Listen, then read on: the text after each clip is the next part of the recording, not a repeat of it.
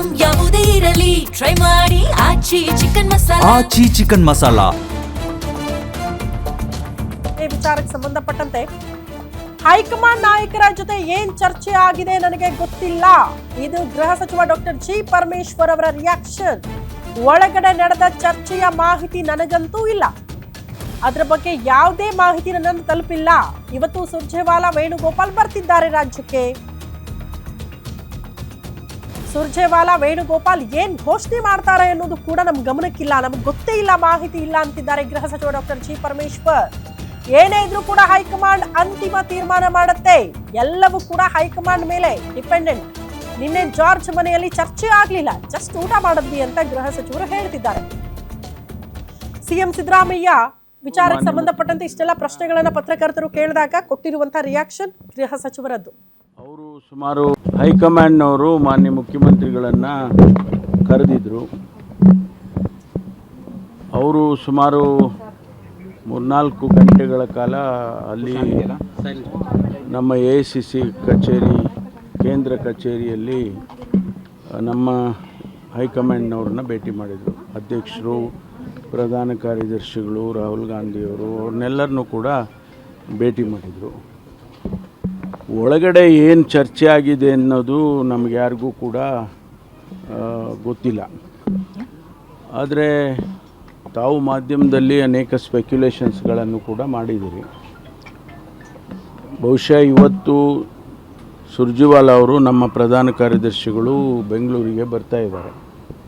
ಅವರು ಬಂದಾದ ಮೇಲೆ ಅವರು ಏನು ವಿಷಯಗಳನ್ನು ಹೇಳ್ತಾರೆ ಅದರ ಮೇಲೆ ನಮ್ಮ ತೀರ್ಮಾನಗಳು ಮತ್ತು ಎಲ್ಲರ ತೀರ್ಮಾನಗಳು ಆಗುತ್ತೆ.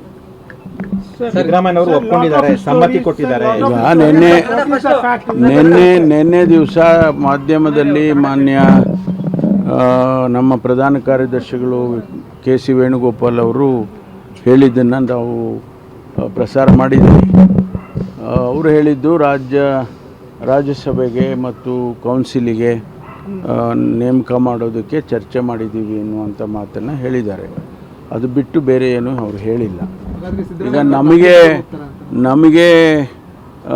ನಮಗೆ ಗೊತ್ತಿರೋ ಪ್ರಕಾರ ಅವರು ಏನು ಮಾಧ್ಯಮದಲ್ಲಿ ಹೇಳಿದರು, ಒಳಗಡೆ ಏನು ಚರ್ಚೆ ಆಗಿದೆ ಅನ್ನೋದು ನಮ್ಗೆ ಯಾರಿಗೂ ಮಾಹಿತಿ ಇಲ್ಲ. ಅದರಿಂದ ಏನನ್ನು ಹೇಳಿದರೂ ಕೂಡ ಅನಧಿಕೃತ ಆಗುತ್ತೆ. ಅದರಿಂದ ಅಧಿಕೃತವಾಗಿ ನಮ್ಮ ಪ್ರಧಾನ ಕಾರ್ಯದರ್ಶಿಗಳು ಬರ್ತಾರೆ. ಬಂದಾದಮೇಲೆ ಅವರು ಏನು ತೀರ್ಮಾನ, ಅವರು ಏನು ಪ್ರಕಟಣೆ ಮಾಡ್ತಾರೋ ಅದನ್ನು ನಾವು ಕೂಡ ಕಾಯ್ದು ನೋಡಬೇಕು.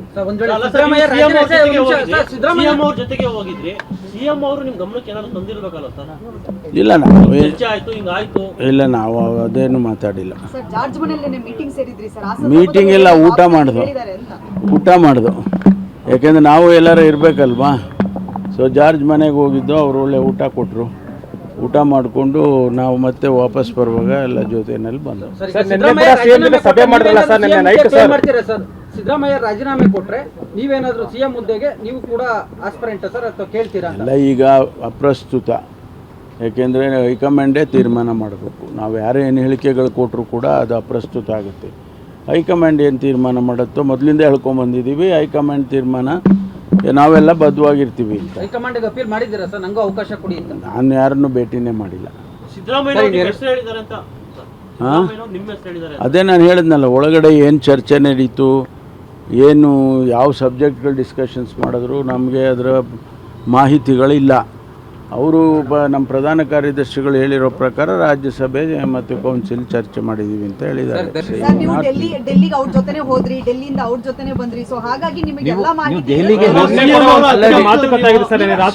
ಅನೇಕ ಸಂದರ್ಭದಲ್ಲಿ ಡೆಲ್ಲಿಗೆ ನಾವೆಲ್ಲ ಒಟ್ಟಿಗೆ ಹೋಗಿದ್ದೀವಿ, ಒಟ್ಟಿಗೆ ಬಂದಿದ್ದೀವಿ. ಇದು ಒಂದು ಅಂಥದ್ದೇ. ಈ 3 ವರ್ಷದಲ್ಲಿ ನೆನ್ನೆ ಹೋಗಿದ್ದು ಸರ್. ನಿನ್ನೆ ಹೋದ್ಮೇಲೆ ಸರ್ ಹೈಕಮಾಂಡ್ ನಾಯಕರನ್ನು ಭೇಟಿ ಮಾಡಲಿಲ್ಲ, ಒಂದು ಕ್ಲಾರಿಟಿನೂ ಪಡ್ಕೊಂಡು ಬಂದಿಲ್ಲ. ನಿಮ್ಮ ಭೇಟಿಯ ಉದ್ದೇಶ ಏನಾಯ್ತು ಹಾಗಿದ್ರೆ? ಅವ್ರ ಜೊತೆನಲ್ಲಿ ಹೋಗಿದ್ವಿ, ಬಂದ್ವಿ ಸರ್. ಅಂದ್ರೆ ಸರ್ ಪ್ರತಿ ಬಾರಿ ನೀವೇನಾದ್ರೂ ಅವ್ರ ಜೊತೆ ಹೋಗಿದ್ರೆ ಈ ಅನುಮಾನ ಬರ್ತಿರ್ಲಿಲ್ಲ ಸರ್? ಹೋಗಿದ್ದೀನಲ್ಲ, ಬೇಕಾದ ಸರಿ ಹೋಗಿದ್ದೀನಿ, ಬೇಕಾದ ಸರಿ ಹೋಗಿದ್ದೀನಿ ಅವ್ರ ಜೊತೆನಲ್ಲಿ. ಗೊಂದಲ ಬಗೆಹರಿಸಬೇಕು ಹೈಕಮಾಂಡ್ ಅವರು, ಇಲ್ಲಾಂದ್ರೆ ಆಡಳಿತದ ಮೇಲೆ ಪರಿಣಾಮ ಬೀರುತ್ತೆ ಅಂತ ಹೇಳ್ತಾ ಇದ್ರಿ.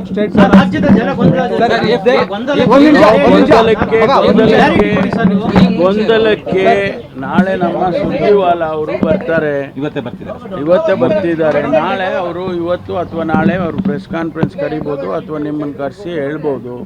ಅದಕ್ಕೆ ಒಂದು ತೆರೆ ಬೀಳುತ್ತೆ. ಹೈಕಮಾಂಡ್